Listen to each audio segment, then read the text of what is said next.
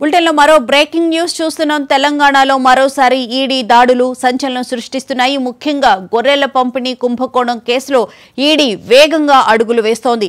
వందల కోట్ల రూపాయల మేర అవకతవకలు జరిగిన ఈ స్కామ్లో మనీ లాండరింగ్ కోణంలో ఈడీ దర్యాప్తును ముమ్మరం చేసింది. ఇప్పటికే పలువురు నిందితులను ఏసీబీ అరెస్టు చేయగా ఇప్పుడు ఈడీ దృష్టి ప్రజాప్రతినిధులు, కీలక వ్యక్తులపై పడింది.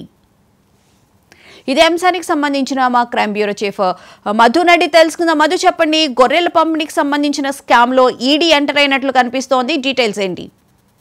డెఫినెట్ గా కూడా భారీ కుంభకోణం ఏదైతే గొర్రెల స్కామ్ కు సంబంధించి గొర్రెల పంపిణీ వ్యవహారంలో జరిగినటువంటి అవకతవకలు ఏవైతున్నాయో వాటి మీద ఎన్ఫోర్స్మెంట్ డైరెక్టరేట్ అధికారులు అయితే ఇప్పుడు రంగంలోకి దిగారు.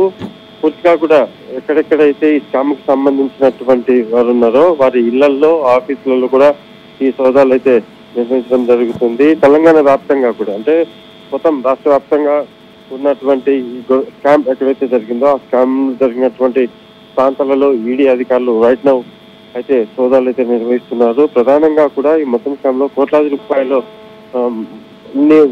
రూపాయల ప్రభుత్వ సొమ్మును కొట్టేయడము, గొర్రెల పంపిణీలలో అసలు గొర్రెలు పంపిణీ చేయకుండానే పంపిణీ చేసినటువంటి విధానాన్ని చూపిస్తూ కూడా వందల కోట్ల రూపాయలు మనీ లాండరింగ్ కు పాల్పడ్డారు అనేటటువంటి వ్యవహారాన్ని అయితే ఆరాతీయడం జరిగింది. ఈ నేపథ్యంలోనే ఈ గొర్రెల పంపిణీకి సంబంధించి కీలకమైనటువంటి సమాచారాన్ని రాబట్టినటువంటి ఎన్ఫోర్స్మెంట్ డైరెక్టరేట్ అధికారులు రైట్ నౌ సోదాలు అయితే నిర్వహిస్తున్నారు. ఇందులో భాగంగానే ఈరోజు ఉదయం నుంచి కూడా ప్రత్యేక బృందం తెలంగాణ రాష్ట్ర వ్యాప్తంగా ఉన్నటువంటి అనేక ప్రాంతాలలో సోదాలు అయితే నిర్వహిస్తున్నారు. అయితే మరి ముఖ్యంగా ప్రజాప్రతినిధులు అలాగే కీలక వ్యక్తులకి సంబంధించి ఈ రైట్స్ జరుగుతున్నట్లుగా కూడా వార్తలు వస్తున్నాయి కదా?